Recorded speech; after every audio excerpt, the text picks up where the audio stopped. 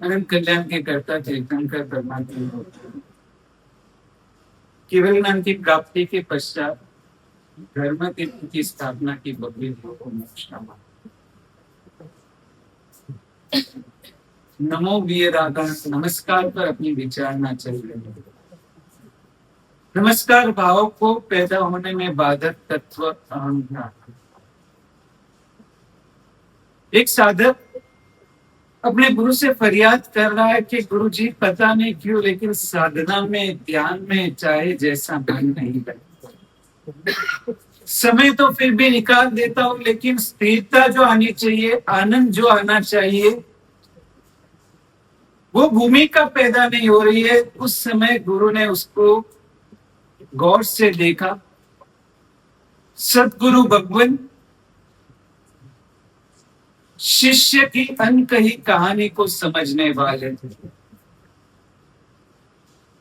आज के डॉक्टर के पास जाओ, डॉक्टर आपको कम जांचेगा और रिपोर्ट्स ज्यादा लिख करके दें। हम अभी जयपुर होकर के आए और जयपुर में एक वैद्य जी अभी कुछ साल पहले ही उनका स्वर्गवास हो गया। वहां के जयपुर के लोगों का कहना था कि उसके रुग्णालय में, उसके क्लिनिक में व्यक्ति आता है और उसके चलने का तौर तरीका और उसके शरीर की भाषा देख करके वैद्य उसको कह देता है कि तुम्हें पेट में तकलीफ है, तुम्हें पीछे पैरों में ये तकलीफ है। निष्णात वैद्य के ये लक्षण। वैसे साधक को गुरु ने देखा और गुरु उसे उसके घर के कमरे में ले गया और कमरे में उसको प्रश्न किया, ये देख तेरे सामने आईना है। साधक समझ नहीं पाया गुरुदेव आईने का और साधना का क्या लेना। और तब गुरु ने कहा ये देख ये आईना है। वापस गुरु ने अपनी दिशा बदल के कहा ये देखिए बारी का कांच, ये खिड़की का कांच है।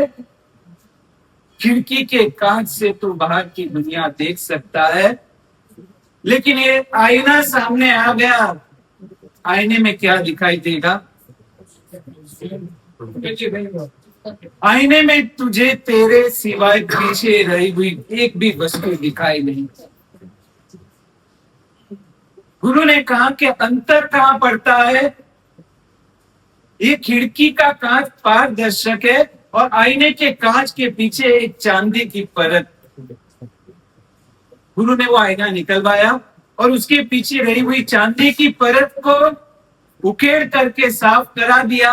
अब उस आईने में प्रतिबिंब गिरेगा। अब उस आईने में सिर्फ पीछे रही हुई वस्तु दिखाई देने लगी। और फिर गुरु ने साधक को कहा साधना में तेरा मन नहीं लगता, तुझे स्थिरता नहीं आती, तुझे आनंद नहीं आता, कारण यही है कि तेरे दर्पण के पीछे तूने चांदी की परत बांध रखी है। मैं यानी महेश भाई, मैं यानी मेरे 3 फ्लैट है सोसाइटी में, मेरी 4 गाड़ियां हैं, मार्केट में मेरा इतना नाम है, मेरा इतना पैसा घूमता है, इतना जहां से जाओ लोग मुझे सलाम करते, डीएसपी मेरा पहचान वाला है, ये है फलाना है ढिकना है। ये चांदी की परत रखी है, तुझे पीछे रहे हुए परमात्मा और जीवात्मा कैसे दिखाई देंगे? आईने के सामने खड़े रह करके तू प्रभु का दर्शन करना चाहता है तो ये बात भूल जा। नमस्कार भाव को पैदा करने में बाधक तत्व अहंकार। ये अहंकार हमारे भीतर से छूटता नहीं, हमारी पहचान का अहंकार। बहुत ही सरल शब्दों में किसी योगी ने लिखा, अहम के जैसा कोई पाप नहीं और रहम के जैसा कोई पुण्य नहीं। अहंकार और पेट दोनों चीजें ऐसी है, बढ़ जाए तो वो दूसरे आदमी को गले नहीं लगा सकता। समझ रहे हो? दूसरे पापों से अहंकार को इतना विशिष्ट स्थान क्यों दिया? ऐसे देखो तो अहंकार से भी माया, लोभ उससे बड़े पाप है। लेकिन अहंकार की जालिमता, कातिलता क्या? अहंकार हमें दूसरे जीवों से अलग कर देता। जिस जीव राशि के साथ हमारी एकत्वता है, हमारा गहरा संबंध है, उन जीवों के बीच भेदभाव करने का काम अहम बुद्धि का पैदाश है, अहम बुद्धि का फल। सृष्टि के सभी जीव, बोलो समुद्र और समुद्र की एक बूंद, दोनों एक है या अलग है?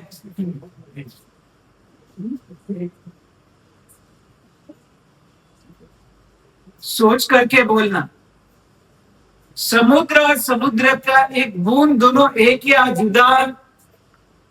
भी बूंद के समुद्र, बूंदों के समूह से ही समुद्र बनता है। वैसे शास्त्रकार भगवान कहते हैं कि जगत की समग्र जीव राशि, जीव समूह और मैं दोनों एक या अलग?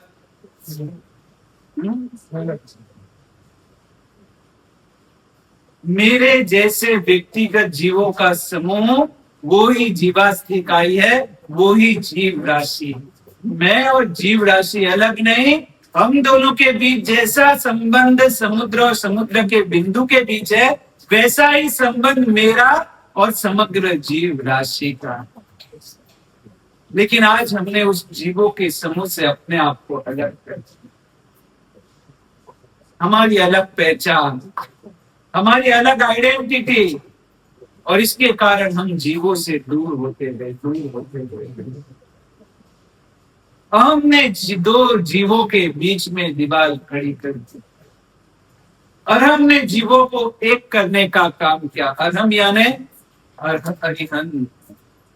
परमात्मा ने जीवों को जोड़ने का काम किया, अहम ने जीवों को तोड़ने का काम। नमस्कार भाव में बाधक तत्व है अहंकार। आचरण सूत्र का अध्ययन कर रहे, उसमें बहुत गहरी बात परमात्मा महावीर ने। हम महावीर के वचनों को उसकी गहराई तक समझ नहीं सकते। आचरण का एक सूत्र है, जो एकम जाने सो सबम जाने, जो सबम जाने सो एकम जाने।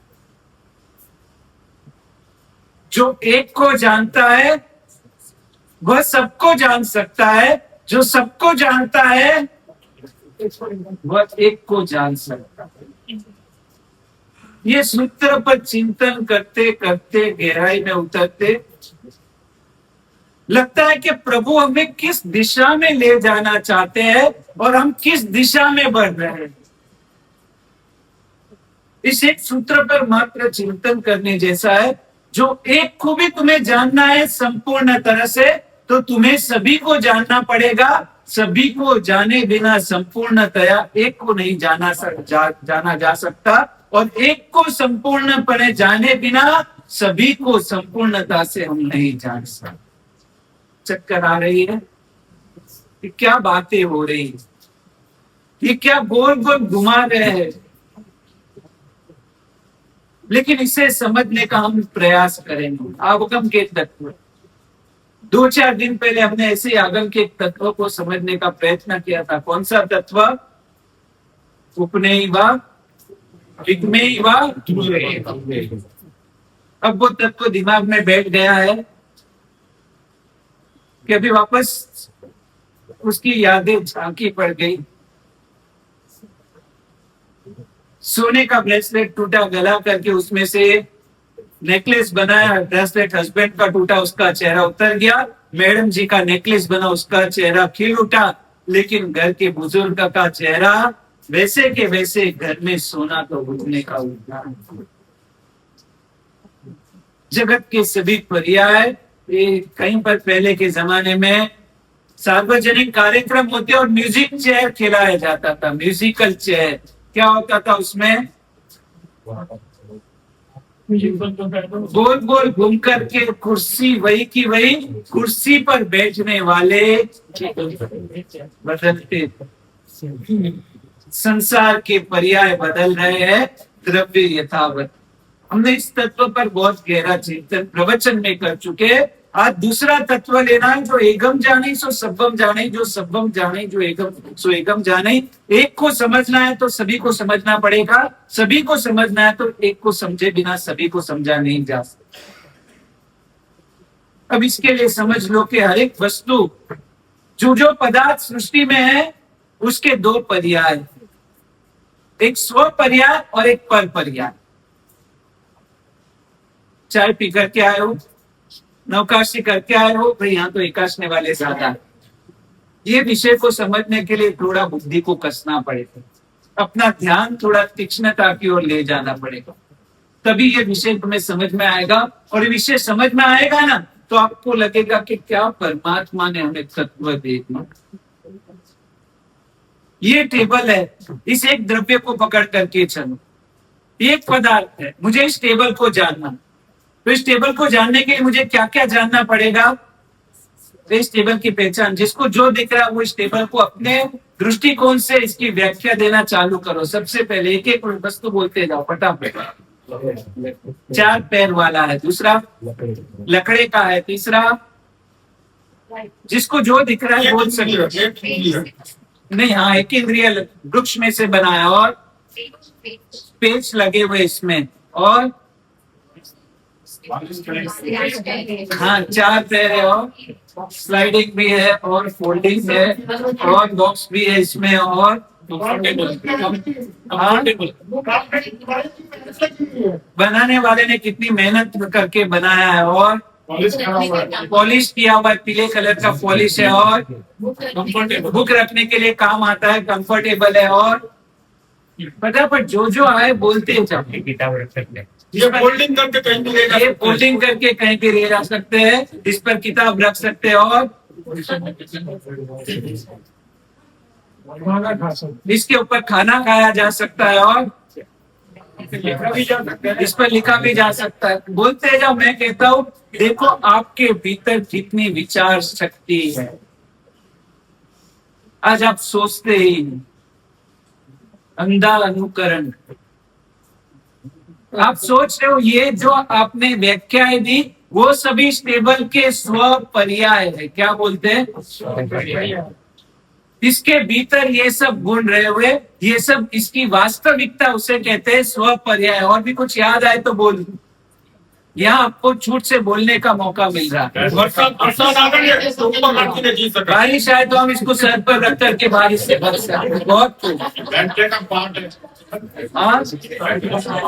व्याख्यान के पाठ के ऊपर इसको रख करके व्याख्यान दिया जा सकता। समझ रहे हो?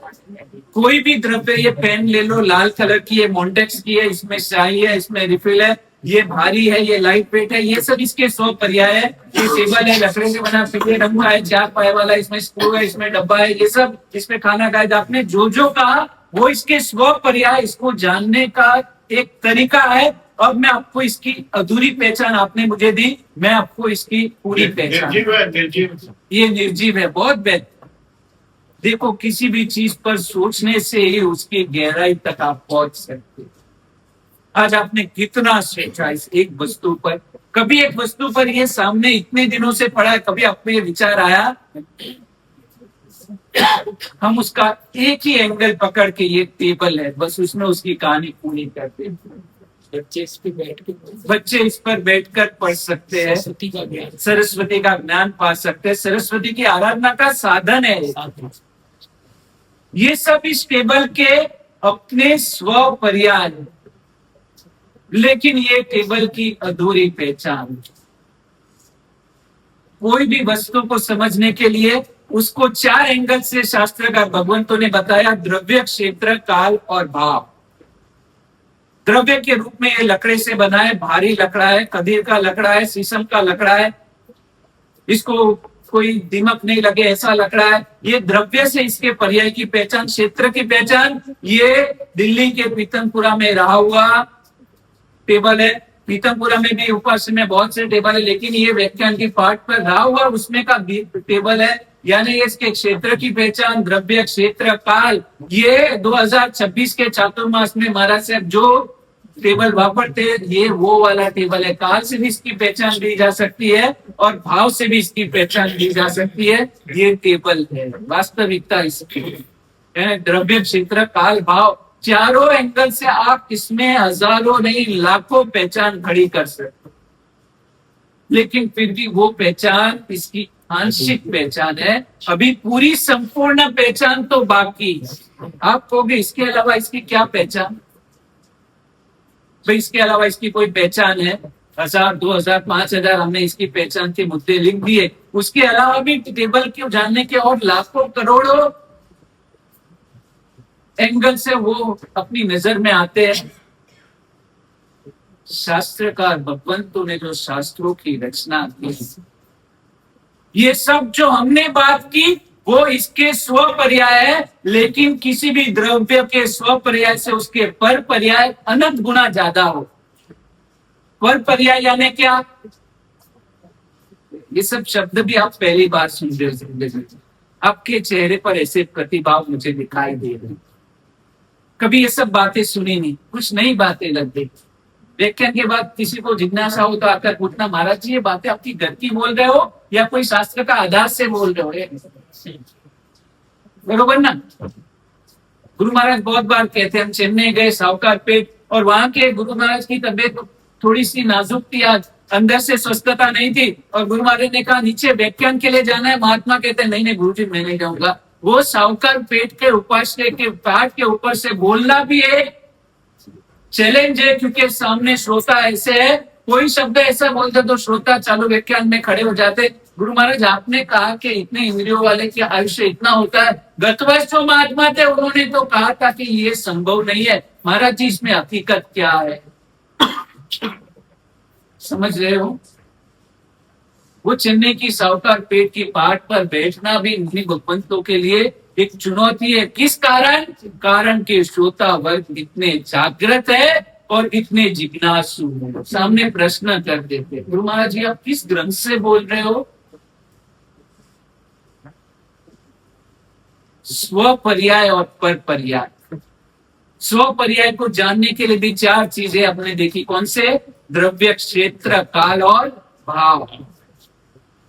लेकिन उससे भी आंशिक पहचान होती है वस्तु की, इससे अनंत गुना ज्यादा पर पर्याय है।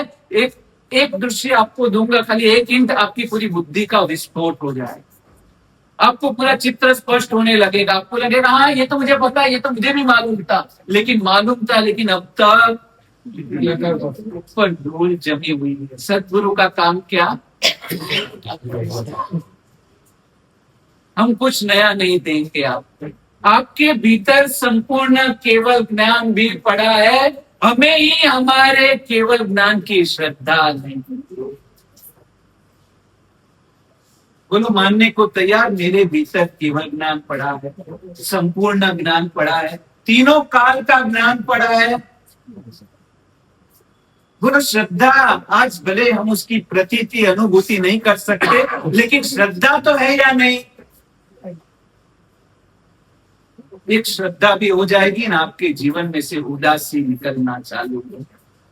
आज आपके पास भले ऑन हैंड, आपके पास रोकड़ा भले आपके पास 5000 हो, ऑन हैंड आपके पास कुछ नहीं, लेकिन आपको पता चले कि संसद भवन मेरे पिताजी के नाम पर लिखा है, ये बड़ी इमारत, ये टॉवर यहाँ का वो मेरे नाम पर लिखा है, और 18 साल की उम्र का होने के बाद वो मेरे नाम पर होने वाला है। बोलो आज आप 10 साल के और आपको इतना भी पता चल जाए, आपके भीतर से क्या होगा? आज 2000 की नौकरी कर रहे हो, लेकिन अंदर से आनंद। 8 साल बाद ये टॉवर।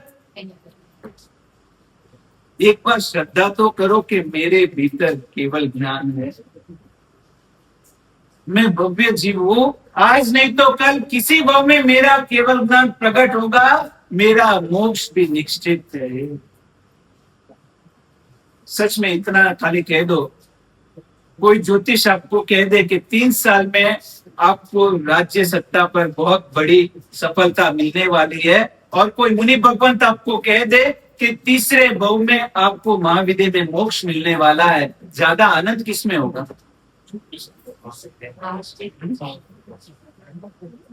ज्यादा आनंद किसमें होगा?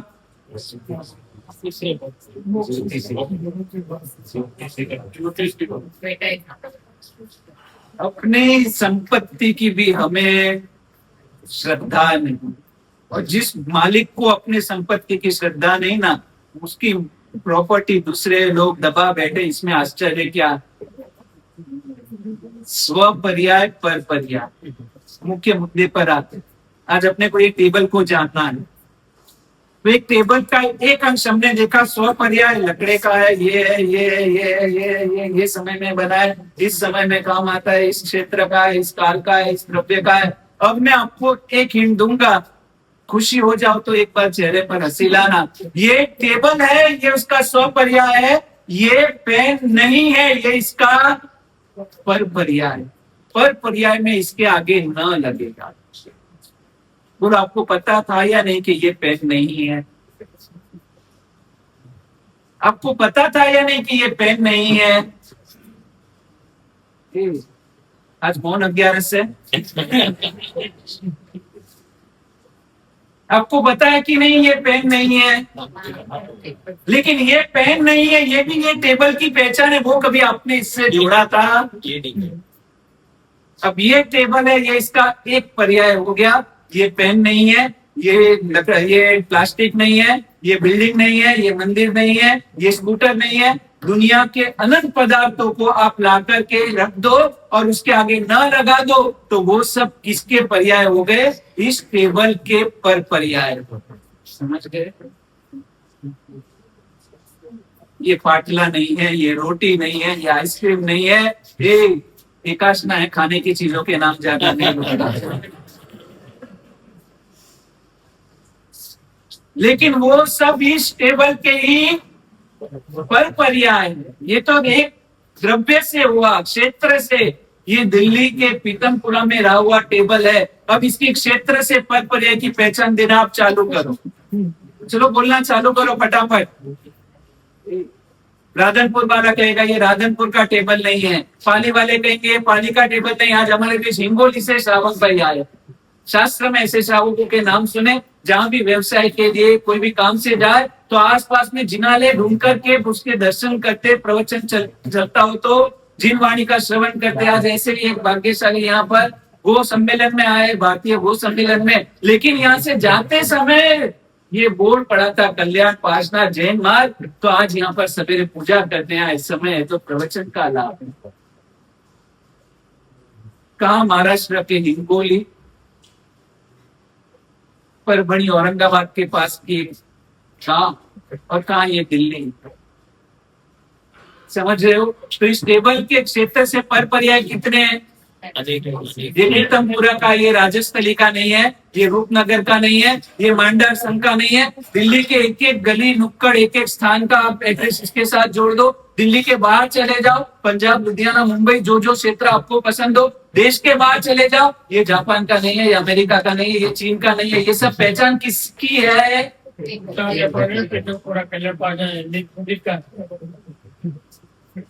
द्रव्य से, क्षेत्र से, काल से। ये 2000 के चातुर्मास का, 2026 के चातुर्मास का टेबल है। अब काल में आप कहां तक जा सकते हो? अनंत भूतकाल और अनंत भविष्य काल। वो सब पहचान भी किसकी है?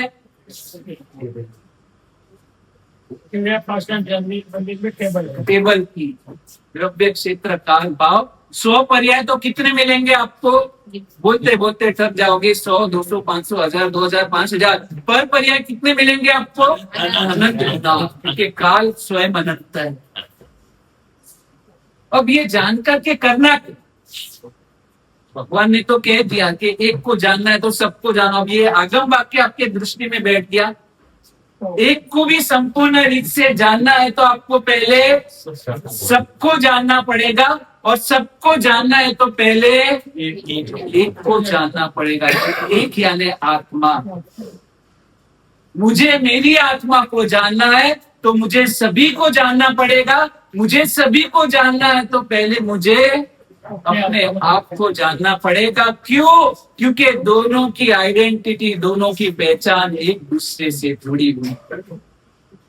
इसके बिना ये अधूरा है और इसके बिना इसकी पहचान अधूरी। ये आगम वाक्य कितना मार्मिक। जो एकम जाने सो सबम जाने, जो सबम जाने सो एकम जाने, इसके मूल पर्याय तक अपने पहुंचने का प्रयत्न करते हैं। कई बार हम गोष्ठी के लिए जाते, कहाँ जाना है? अरे भाई भंडारी जी के जहाँ जाना है। भंडारी जी कहाँ रहते हैं? मुझे तो पता नहीं। तुम अच्छा अनिल भाई का घर पहचानते हो? अनिल भाई के बाजू वाले बंगले में। अच्छा अच्छा, वहां रहते हैं। पहचान किसकी करनी थी? भंडारी जी की। काम किसका आया? वे अनिल भाई कौन? उनका लड़का, जो प्रथम नाम का लड़का नहीं आता यहाँ शाम को लेके, अच्छा उसके पापा। समझ रहे हो? ये सब क्या चीज है? इसमें अध्यात्म रहा, इसके भीतर अध्यात्म रहा हुआ है। सभी की पहचान एक दूसरे पर आधारित है। जब ये पता चलेगा कि मेरा अस्तित्व अनेकों के अस्तित्व से जुड़ा हुआ है, उनके बिना मेरा अस्तित्व कायम के लिए अधूरा ही रहेगा, उस दिन आपके भीतर से अहंकार नाश होना चालू होगा। मैं तो सृष्टि का एक अंश मात्र हूं।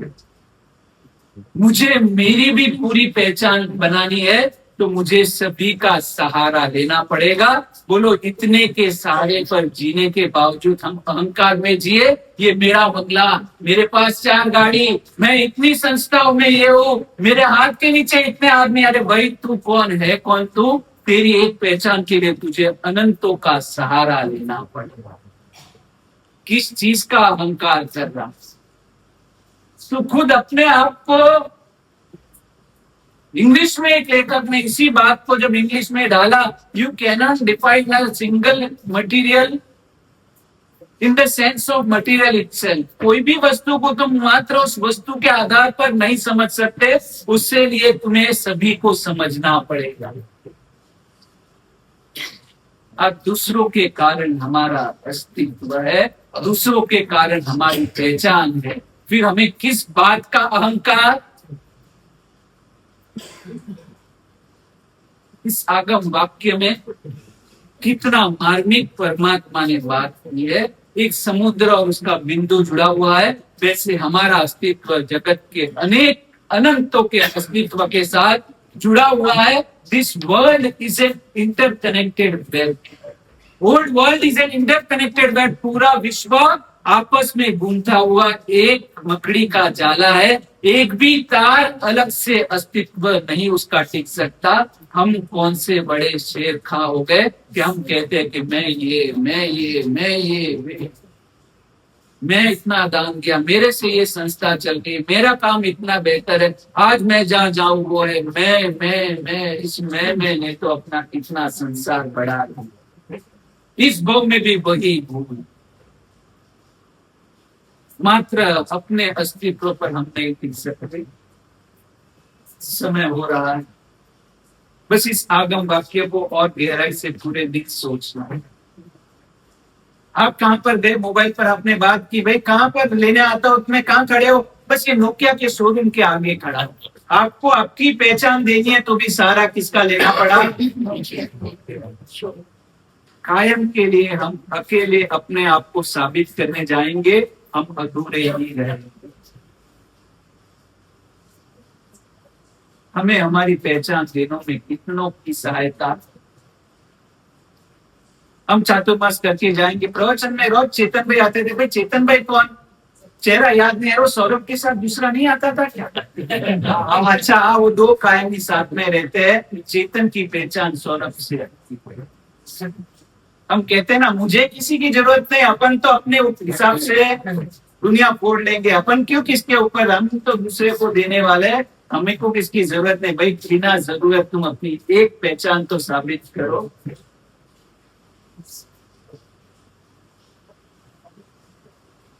परमात्मा के तत्व में इतनी गहराई है। बस इन तत्वों का हमें स्वाध्याय करके अपने भीतर के अहंकार को नमस्कार में परिवर्तित करना। जहां भी अवसर मिले झुक जाओ, नमस्कार भाव में आ जाओ, जीवों के साथ का अपना कनेक्शन जोड़ना चालू करो। और इस पर विशेष विचारना करेंगे। इस रविवार को जो कार्यक्रम रखा है, साधु जीवन के उपकरण, गांधी जी की चश्मे की